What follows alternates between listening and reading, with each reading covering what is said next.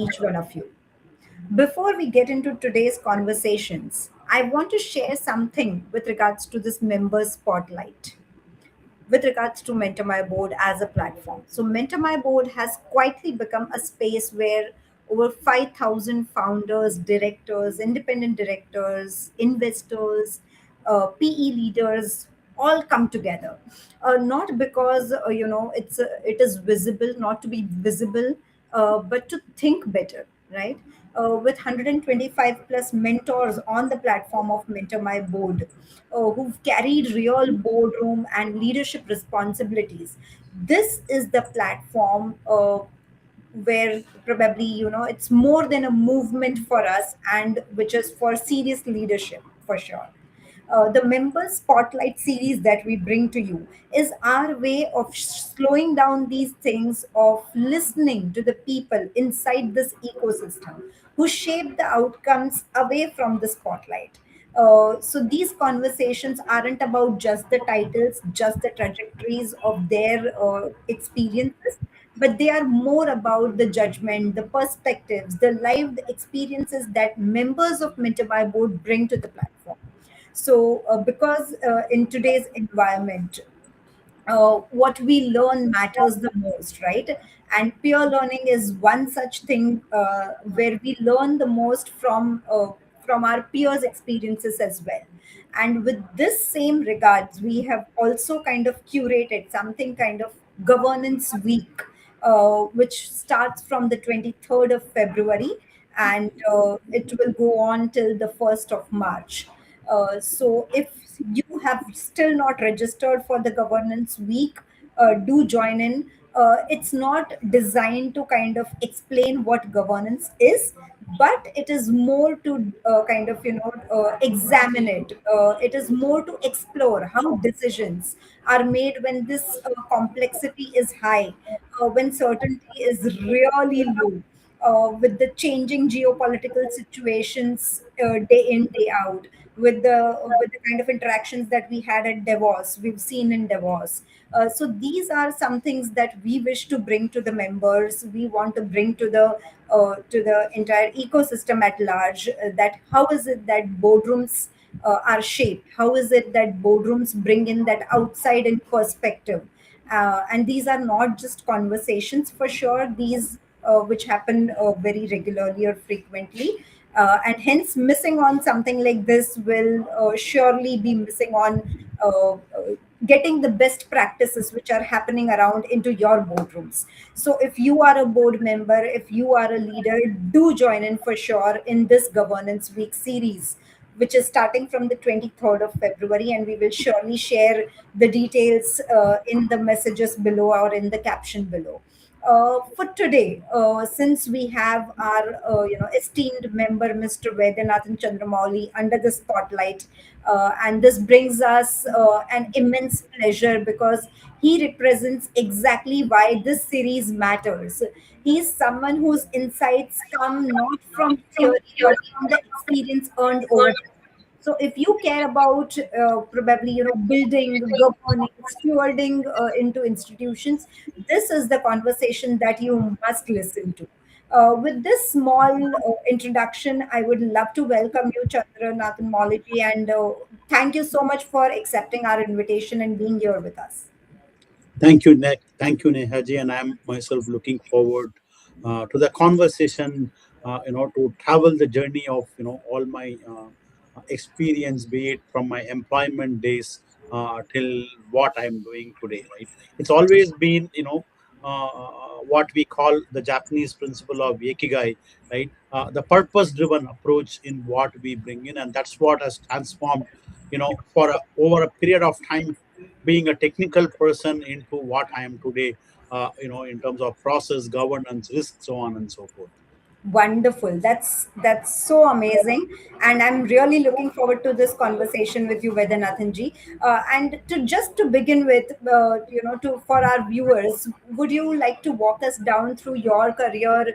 How did it begin, and what led you to specialize in governance, in risk, as you mentioned, in resilience after nearly 3 decades, in the industry and having that kind of experience. So please walk us through how your career began and and how has it pivoted till date?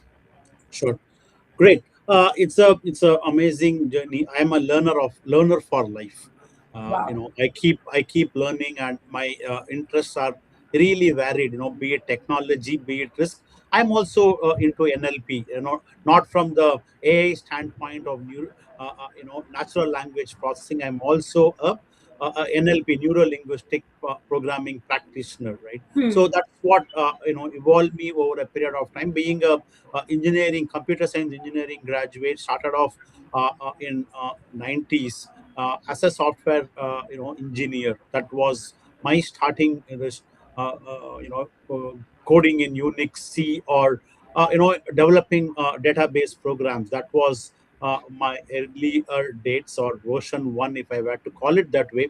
Been in US for a couple of years, came back, never wanted to settle down outside of India. That aspect of being in India has always been there, though I've been out for a couple of years.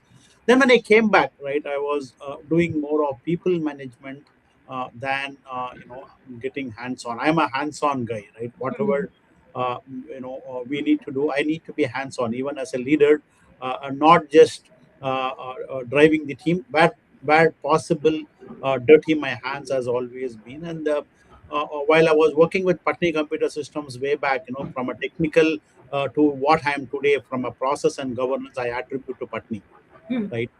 My good old days where, for one of the customer ODCs, I was managing there, and then, the compliance standpoint, and did my CISA at that point in time, and then slowly moved away from core technical professional into a process governance and risk professional. Though there, there is always a saying, once a runner is always a runner, like that, right? Once a technical person will stay put, even today I can sit and code, not that I have left that altogether, but given an opportunity I do. But that's when the transformation happened, and people has always been an area where servant leadership is something very close to my heart.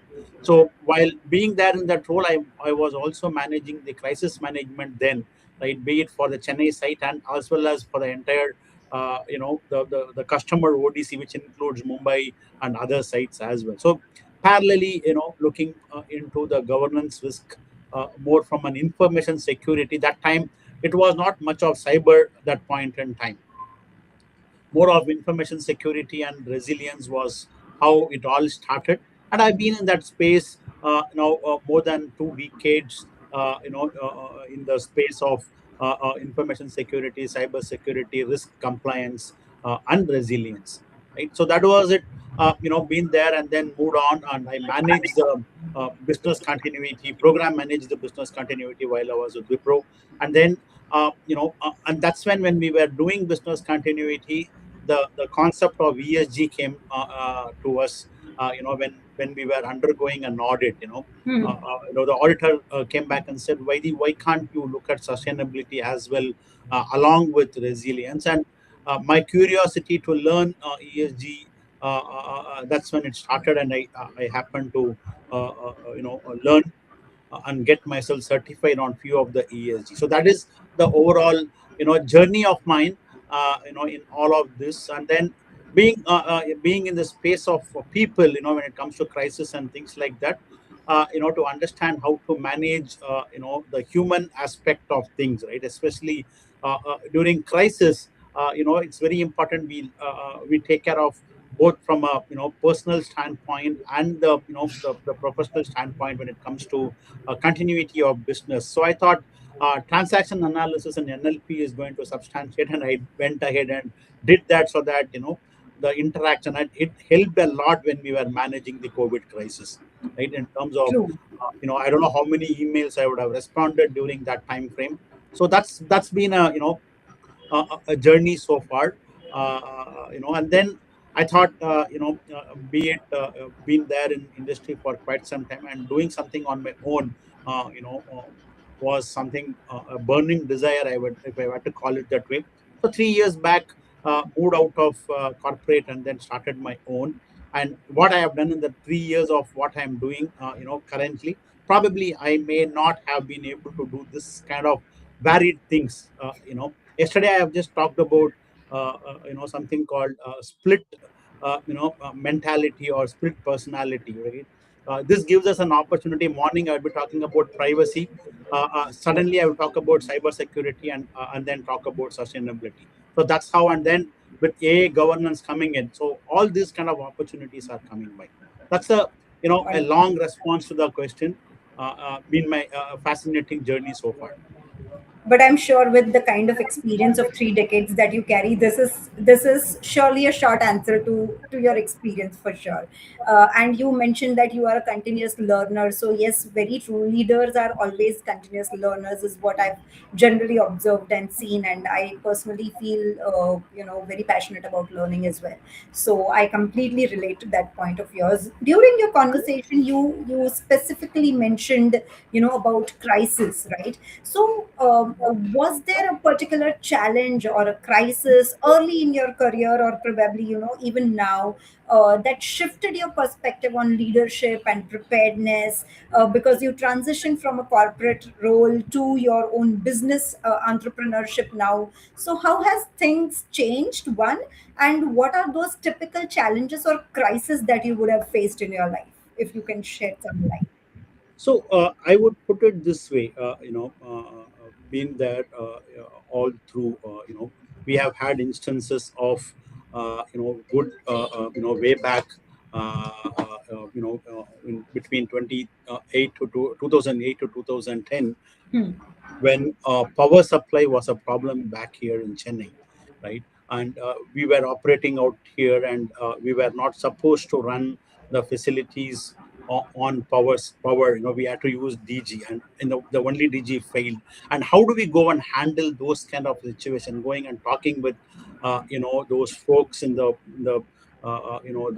power supply, the governmental, to get some permissions, right? So that's where, how to go and handle things, right? You can't have the same sort of conversation when we are dealing, right? In crisis management or crisis leadership, we talk about leading top bottom to the sideways, right? So what Absolutely. what what in a nutshell is all about, how do you handle your superiors, especially in, because the continuum in terms of peace time and in a war time or a crisis time is completely different. And then you also have to manage your own team in terms of getting the best out of, when we are having crisis. Then crises are not handled independently. You have cross functional teams, right? And then you That's right. also will have to deal with external stakeholders. So all three sides, right? North, west, east, and south, every side you will have to manage, and that brings in a different perspective, because your language and the way you deal with people will have to change. You have to wear a different hat, when you are dealing with stakeholders. And in all of these, uh, you know there will be too much of a stress coming, because you will be pulled in those things. And that's where your servant leadership matters a lot, right? You have to think from the people, right? Business continuity or crisis management, the leadership will always want to look at how the businesses are protected in terms of crisis. But people will have their own problems, right? When their houses at crisis, how are they going to contribute to the larger aspect? So how do you balance this out? These have been, I would have handled more than 100 plus, all those this thing. And each time it gives a different perspective. It's like, you know when Virat Kohli or a Sheva goes to bat, right? Every time they take on the ground, it's a new innings, and each crisis is new. You can't manage the same, even though it could be the same cyclone in Chennai, but every cyclone is different, and that's what we will have to look at. And that is a great learning so far, in terms of handling people, and in terms of handling what is important at that point in time, right? So that's about the great learning. And every time we learn a lot. Wonderful. I think, handling these kind of crisis, and as you rightly mentioned, that every time it's a new learning, because every crisis may it be the same which has been repeated, but it needs a different solution for sure. So every day is a new challenge altogether when you're handling some crisis. And while you're handling crisis, one thing or one quality that I understand, or that I feel that you must have is resilience. So if you are a resilient person, I think you can kind of survive through it for a larger period of time. Otherwise, handling crisis, or handling such kind of things becomes really difficult. So, in your words, probably, what does resilience mean today, and why is it more important than ever for individuals, for organizations, and for the boardrooms to kind of, have a resilient leadership at the top? Sure. That there is a Japanese proverb. I don't recollect the exact. I'm not able to pronounce it. Nayogi or something. It starts. Basically, the English translation of it is fall 7 times, rise up 8 times. Right. So we need to be prepared. Right. That is the Hmm. fundamental of risk management. Right. In the journey, we need to anticipate failures. People at times call me failure modes. Right. But unless we understand what are all going to be the failure modes in our journey, it's going to be tough. We will be messing up totally. When something happens, right? You will not know how to handle. Right? That is what is Absolutely resilience. Accept the fact that there is going to be a broken bridge, right? true. So when you know that there is going to be a broken bridge, you know that how are you going to take care of that, right? So just to give a perspective, right? How do we handle? Now I was just seeing the one of the videos of what happened last week in Pune, Mumbai, expressway, when vehicles were struck. Yeah, What struck me there was the police force going in bikes and giving them water and basic food when the vehicles were stuck. And that's precisely how we stay resilient in terms of addressing the people there, right? So it's not about continuity or recovering. It's like saying you accept the fact that something bad is likely to happen, right? Why do we take insurance, for example? So that is absolutely. precisely what, right? So that is what stays as resilience. Accept the fact you fall 7 times, and have a very clear mindset to rise up the eighth time. So that's precisely what is resilience. I like to add a bit more here. Hmm. The resilience concept itself is changing, and here I always quote Nicola Talib here, right? The anti-fragile author of that book, Anti-Fragile, right? Hmm. So we are living in the era of AI, right? AI is to learn things on its own. So True. we need to have our own AI, right? Where it learns from each of the crisis, and then adapts it like an AI, so that we learn, right? Every fall we learn, so that we ourselves become a robot sort of, or become an AI in itself, so that we learn, right? AI is Well, all about learning. true. Wonderful. So, what I understand from you is learning is at your core for sure. And with regards to resilience, definitely, something that we have to nurture for a longer period of time doesn't come very easily for sure. And what I understand also is, Vaidyanathan ji, that leadership is really important during these kind of crises, these kind of resilient atmosphere that you want to build up, right? And with that regards, what's the biggest misconception about the crisis leadership, probably, and how can leaders improve their response when it really matters to the people? Because you did mention about servant leadership, and that's something that is really, important to know. When it comes to the top leaders who are in the CEO, CXO teams, or even at the board leadership level. So, if you can shed some light on those pointers. So I'll bring this, I'll bring in the sustainability, the triple bottom line, aspects to link, a response here, right? Yeah. We need to look. Servant leadership is primarily, I'll borrow the definition from the triple bottom line. You look at it from the stakeholder standpoint and not from your own standpoint, right? Momentarily look at if you were the person who is impacted, what will you feel, and what kind of things that you would expect the others to come and do for you, right? So that is what servant leadership is all about, and that's where how do you bring in the community aspect of it, right? Not from what I think I'm doing for what I have to do, but look at it from, if I were in that position, what is it that I would expect? So when the moment you think from that perspective, the servant leadership will automatically come, and the crisis leadership will automatically come, right? All this is possible, right? Provided we use more of our ears than our mouth, so that we understand. Listening is very important attribute, so that we listen to understand the problem and not to respond to the problem immediately. Very important, because most of the leaders that I have come across, while they are listening, they are preparing their own responses in their mind, and that leads to a less of listening, which is a very important skill at the leadership level and at the top level. So for sure, this also reminded me about the recent podcast that we had with Naina Lal Kidwai ma'am, and she mentioned with a very beautiful example for the same, where when she was in the bank and she was leading from the top, and a few of her employees who were caught in the attack, the 26/11 attack that we had on the Taj and those hotels. And how is it that she, from the top, from the board level, had to kind of fight towards it, and what is it that she did? How is it that she created that ecosystem around her to kind of communicate to those people? So that was a very interesting conversation that we had recently with her.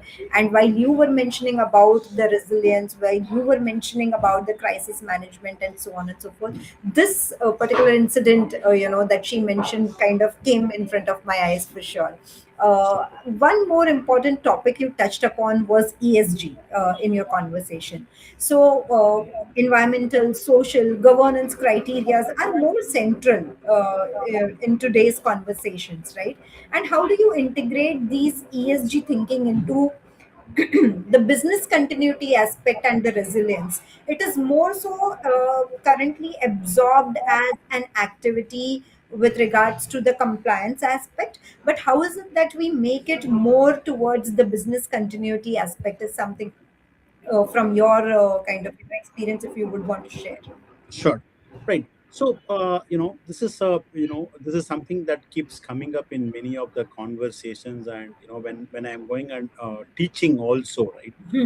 I teach a lot on ISO standards, and in ISO standards, under the context of the organization, there is a clause called climate change, right? What is going to be the climate change impact on the organization's context, right? Now, why do I link it here from a business continuity? Business continuity is more operational, right? If something happens today, how do you ensure that your people, your business are all safeguarded, right? Which is fair point, right? But Right. businesses are not just for today, right? The businesses are, we need to sustain the business for a decade plus or the next generation also. It's just not for us. While corporates or entities are more focused on the value, from a monetary standpoint, in the current context, right? But when the resources are depleting, the earth's resources are depleting, right? And the weather pattern is really going bad, right? I have not seen, right, though I'm not from Mumbai, I have not seen Mumbai having rain in the month of October. Cricket match getting cancelled in the month of October was never heard of in Mumbai, right? True. Very Same true. case here in Chennai. The rain gets over by maximum end of December, but we have not seen rain during Makar Sankranti times or on Republic Day. right? So Very this is what is changing. And Chennai, we all understand, only three weather patterns: warm, warmer, and warmest, right? But currently, right, the kind of weather we are seeing in Chennai on February 10th today, right? I'm still, ideally we start our ACs by this time, Hmm. Hmm. right? But mornings are relatively cooler, which was never the case, and we are seeing this change happening, right? If you look at US, places like Houston and all have not, it has snowed, but it has not had a very bad winter storm. But this year we have seen. So the weather patterns are completely changing all through. So the climate impact True. is visible. So what are we going to leave? 10 years, we we are designing our businesses, but if the Mother Earth is not going to be sustainable, what Hmm. are this value is going to be? And that is the reason, right? I personally, from my childhood, not that now that I'm being in sustainability, I'm talking about it. Wherever I go, my plate will be completely cleaned up when we eat, right? I don't waste food by design from my childhood. That's been my childhood habit, right? So these are all the things that thought. These areas are completely resonating with me. Coming, considering that I also come from a resilience. Resilience is just not for for people, not for businesses. Now we have to look at resilience of the Mother Earth itself, right? And that's what the Very true. sustainability is all about, right? So that is where the focus towards this started to come in, and I started to learn more about it there. And then automatically when we talk about it, since I'm coming from cyber security standpoint, right, and we are seeing so many hacking happening, right? A lot of retired people losing money here again, right? When large section of people are losing money due to cyber crime, it is a societal impact, right? Hmm. So that's again comes very dearly, from an ESG standpoint. So, just yesterday I have written, right, while I talk about cyber security, I talk about business continuity, I talk about privacy, all this, right? But when you take ESG, everything gets encompassed in some way or other, because all of this will matter for an entity when it comes to ESG, right? All E and S is that, and if a corporate cannot put all of this unless they have a good governance in place. That's why ESG resonates even bigger with me a lot. It encompasses all other areas, and now with AI coming in, you bring in the element of ethics here, right? So beautifully it comes in where people are putting their own personal perspective when they are designing their AI, and what kind of unethical practices people were doing, now they are getting it done through AI, right? Absolutely. That's where the ethics. So everything encompasses within the ESG aspect of it, and that's where it resonates a lot. Wonderful, wonderful. I think you kind of actually encompassed ESG to cover everything, every aspect of it for sure, including the corporates, the individuals, the environment around, the governance aspect for sure. So, wonderful kind of message that you have kind of shared with all the viewers and the listeners for sure. You did mention about the mentorship that you give, right? And with the same context, MMB as a platform, MMB as a holistic platform, and you being our esteemed member, we also focus on a lot of mentorship at the board levels, right? But you've been recognized for mentoring and supporting the cybercrime victims, the young professionals. How does it motivate this aspect of your work, and how do you resonate with Mentor My Board on that front in that case? See, today mentoring is a very important area, where uh, it's like how do we uh, uh, the learning, or teaching, right, in Hmm. a way, is something you uh, that's the only thing where even when you are giving it to others, it is not going to deplete, rather you will also gain a lot, right? So by having a mentoring, right, not that I need to be, as a mentor I need to be subject matter expert there. I may be a mentor, but in a way my mentee is also going to mentor in some way or other, and we also get mentored with the kind of questions they may have, right? So that Very is where we learn a lot. It's just not about we wearing the hat of a mentor, right? For that conversation, probably it may be a mentor and a mentee by by design, but in a way all these conversations are both the mentor and mentee is actually playing the role of both a mentor and a mentee if we do the conversation appropriately. So that very is what is very important. And I have personally most of my weekends, even when I was in corporate, I go and spend time on people to transform their careers into cybersecurity or others. So it helps a lot, right? Hmm. And again, when we do these conversations, it also helps me understand a different perspective. The questions will always help in going and rekindling the thoughts, right? The learner in us will get reignited or more ignited, if I were to call it that way. Perfect, perfect. In fact, one of our mentors coined this wonderful term of reverse mentoring. The way Right. you mentioned that, you learn from the mentees as well. So it's kind of a reverse mentoring that they share with us and we share to them as a mentor. And learning is always a continuous process, I believe. And you never stop learning, right? You learn from a small child, and you learn from 80, 90-year-old people as well. So that is something which is a continuous process, and truly agree to what you said. And it has been a very wonderful conversation, Vaidyanathan ji, with you. Thank you, A Ji. few takeaways from the session with regards to the crisis management, with regards to the resilience in the crisis, and how is it that the leadership must kind of, be holistic to adopt everything. So definitely a wonderful conversation that we had, and we intend to have many more such wonderful and meaningful conversations with you for sure, highlighting your journey in leadership. And as as a member of Mentor My Board, a warm gratitude to you for joining us here. Thank you so much, Thank you, and Neha. we'll see you again for sure in the due course.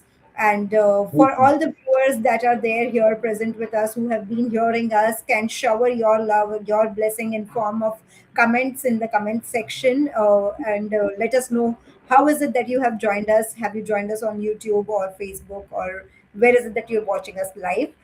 Thank you so much for joining in, tuning in, and do not miss the governance week that is coming up from the 23rd of February till the 1st of March, because we are going to cover all the all the possible topics under governance which matter to the boards the most, and which will help you stay relevant and updated in a diverse world today. So do join us for the governance week starting from 23rd February. The details have been shared in the captions below. Thank you so much for joining us, and thank you so much, Vaidyanathan ji, for sharing your Thank you, insights Neha and Ji. inputs. Thank you, Neha. Yeah.